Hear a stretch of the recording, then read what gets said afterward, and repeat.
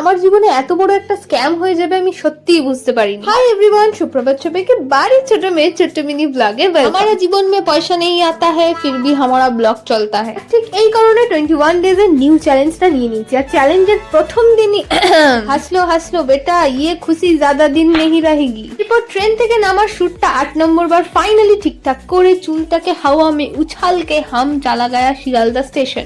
মাইয়ার ফ্যাশন দেখো, কানে আবার কাঠ গোলাপ দিচ্ছে। আর আজ আমি কলকাতায় যাচ্ছি কারণ কি আমার ইউটিউব ভিডিওর জন্য একটা ইনভেস্টমেন্ট করার ছিল।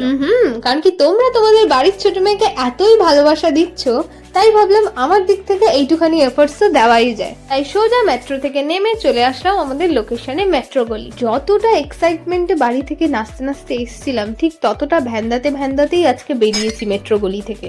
ওই যে ইটস অল অ্যাবাউট মাই কপালটা তার রোদে পুরো আমার কালো হয়নি না। এরপর দুঃখ কষ্ট ভোলানোর জন্য আমি কাকুকে বলেছিলাম পিয়ারা মাখা বানিয়ে দিতে, আর হয়তো কাকু বাড়ির ফ্রাস্ট্রেশন আমার পিয়ারা মাখাতে বার করে দিয়েছে।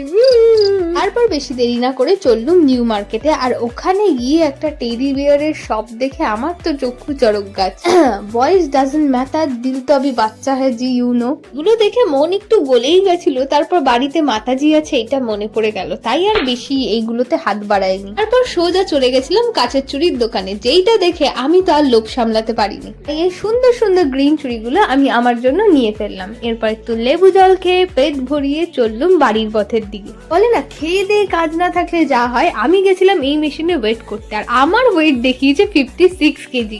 মানছি একটু লেবু জল আর পিয়ারা মাখা খেয়েছি, তা বলে 4 কেজি বাড়িয়ে ফেলেছে। রাম রাম রাম রাম। এরপর এই টেনশনে চলে আসলাম বাড়ি। আর পলতায় নেমে সবার আগে গেছিলাম একটা কেক শপে। এখন আমি করব পেট পুজো, কারণ কি আমার পেয়েছে প্রচন্ড খিদে। তো আচ্ছা চলতা হুঁ, দুয়া में याद रखना, সাবস্ক্রাইব করতে ভুলো না। টাটা বাই বাই হুশ।